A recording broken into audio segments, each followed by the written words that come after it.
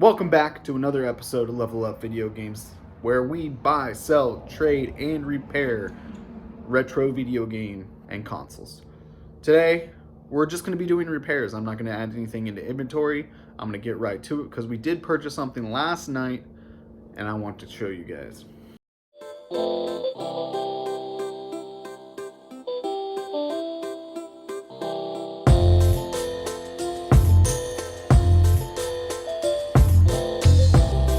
We essentially picked up yet another Game Gear, and of course this has the deadly no volume, really crappy screen when you're looking at it front view. So that means the capacitors on this need to be changed, and that's what we're going to do to try to get this thing working. Now, as long as I don't screw it up, it does boot on. I don't know you guys can see it. You have to go at an angle to see it. There's absolutely no volume, and you can kind of see the screen change a little bit when I adjust the brightness, but we're going to go ahead and try to fix this up and get this working. All right, we're just going to take it apart. I'm going to grab my capacitors. I'm going to turn on my heat and everything, and we're just gonna start knocking it out. Okay, well, as you can see, I've gone ahead and replaced the capacitors, which make it so much better when it comes to seeing the screen. Now, it's not the best. I also tested the audio component to the TV, and that's working perfectly fine. We'll unplug that. And there's the audio for and the buttons are all working.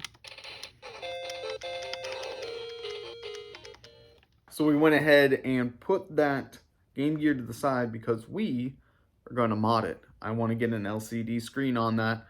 Should be here about 10 to 12 days, and then we're going to get that done because that boosts that Game Gear to about $200 to $250 just with that mod. Now the mod costs about $100, so I've invested, let's say, $115. So theoretically, $115, bump it up to $250, I should be able to make like $145 on it, give or take. We have some orders that I'm going to take care of right now and show you exactly what sold and how much it sold for. Everything that sold was PlayStation 2 games, and the first game that sold right here, and that is Marvel Nemesis Rise of the Imperfects. Greatest hits for the PlayStation 2. That sold for $13 plus shipping on top. The next game that sold is Simpsons Road Rage, and we sold that for $12 plus shipping on top. Next game is SmackDown vs. Raw 2007 for $13 plus shipping. This person bought two games, and that is Metal Gear Solid 3 Snake Eater, and that game right down there. Let me go grab it. And that is Dragon Ball Z Budokai 3. Again, I sold it for $12 and $30 plus shipping on top. Because this person paid for two games to be shipped, I'm literally just going to refund one of the shipping back for a few bucks, and then I'm going to go ahead and take care of all these, get them ready to be shipped out. We got those all packaged up and ready to go. System was working perfectly fine. As long as I go through eBay to print the shipping labels, then it goes into Shopify and point of sales, and that's working perfectly fine. Next thing I want to do is grab this PlayStation 4 for Travis and see if I can figure out what's going on with it. They said they're not able to sync their controllers up with it, so I'm gonna plug it in and see what I can do. All right, so we got a PS4 controller. Let's turn on the system. Make sure that works. Hello. There it goes. Checking system storage.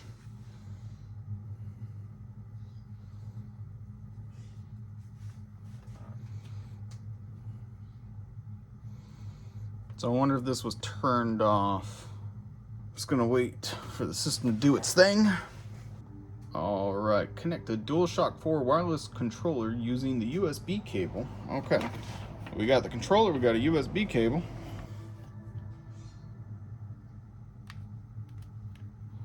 It is charging. And press the PlayStation button. And that is negative. Negative. Okay, let's try port number 2. Let's try wiggling the port. See if maybe that'll work. It's definitely charging it. It's just not syncing it. That's interesting. So it has power. Definitely is working. Just not syncing. Okay. Is there any games? So it's definitely not syncing. I'm gonna have to look this up really quick and see if anyone else has the same issue. Still can't get it to sync up. I'm gonna continue trying to. I might have to just update the software on the PlayStation 4, see if that helps. Because still blinking, not connecting. I've cleaned the port. I know the power is getting to the port. The communication's there. I've tried a new cable. This is the second cable I've tried, and it's still not in. So it's got to be the PlayStation. Probably not the port. It's got to be a software issue. I had a brilliant idea to grab my PlayStation 4. We're going to swap hard drives. If this one works with my hard drive in it and it syncs up with the controller, we know it's a software issue and we need to reformat the hard drive. If it doesn't work, it's a hardware issue somewhere on the motherboard. So let's go ahead and do that and see if that works. We got the controller connected. That worked. Let's see if it boots up. If the controller works. Or did it just turn off? Try it again. Press the PS button. Boom. So we know it's a software issue at this point since my hard drive is working and the controller is connected. So we're going to test it out. We're going to update it. Okay. We know it's working. We know the controller is working now. We know the PlayStation motherboard's working. So the problem has to be the hard drive. So what I'm going to do is actually put this PlayStation 2's old hard drive into here, into my working PlayStation 4, and see if it has issues connecting to the controller. All right, we got, let's put the hard drive in here, turn it on. Now this is my PlayStation 4 with Travis's hard drive in it. What we're going to try to do is see if it syncs up with the controller or not. I have a feeling it's not going to sync because it needs probably a software update. So let's hit the PlayStation button. Oh, see, that works. So it's working. I'm a little confused. The PlayStation button worked. Well, I don't know. We're gonna switch the hard drives back and see what's going on. All right, we got the hard drive back into this PlayStation 4. Let's plug it in and make sure. Let's turn it on. Watch it boot up. So we also know this cable's working perfectly fine. We know the USB ports are working perfectly fine because we pressed the PlayStation button and it actually moved. So at this point, if it doesn't work again, we're gonna update the hard drive and update the software. Sony Entertainment. All right, PlayStation button. Nothing. Nada. All right, I'm gonna grab an update for the PlayStation. I'm gonna update the software and see if that works. We got the update in here. We're gonna go ahead and let it go. We're gonna try to get into safe mode and see if we can do that. All right, let's try this again. We're gonna try to get into safe mode this time. There we go. All right. Update system. USB. Okay. Following version system software available 8.52. Next. All right. Let's see if that works. All right, we gone ahead and updated the software. Okay. Said an error occurred. This has been kind of a pain in the ass. I've gone ahead and installed the hard drive in my PlayStation 4. We're gonna try to update it through there. Well, there it goes. We'll see if it worked. All right, so the update went through. Let's see what happens now. All right, so we were finally able to update it completely, reinstall. Now this is my PlayStation with the messed up hard drive. Let me zoom you out so you can see.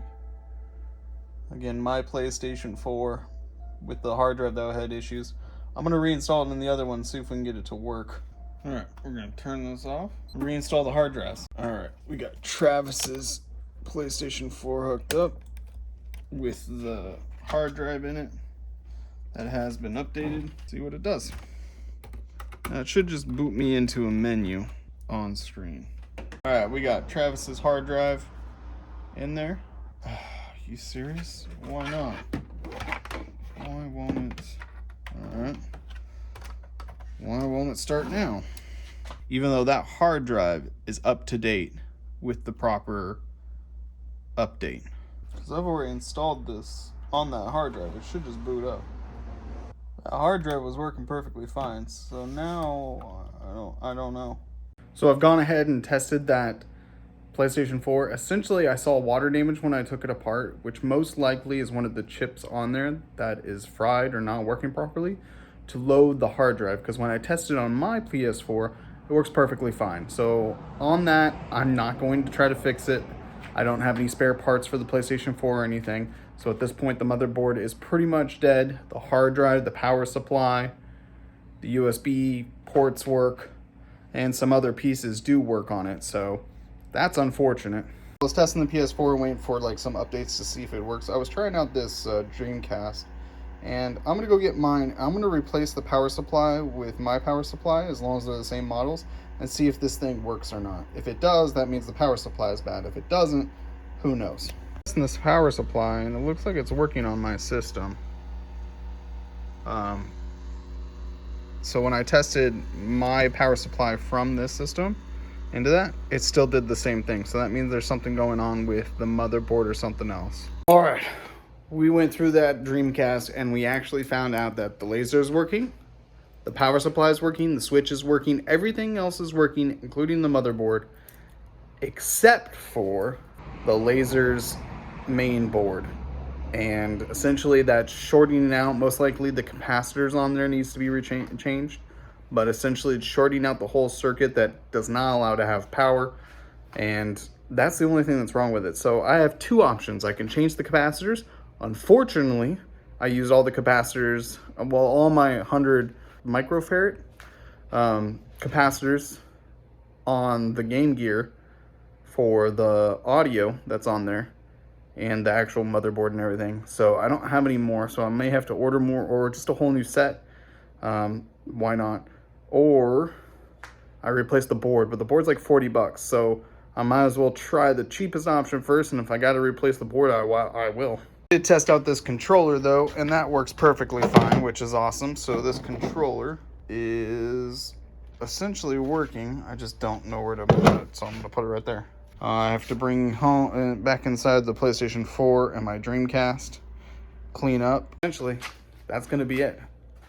I've kind of just worked on trying to get systems working, and unfortunately, both the systems I was testing, and I spent way too long on the PlayStation 4 trying to get that to work, didn't work. So, dang. What have I learned? I learned quite a bit.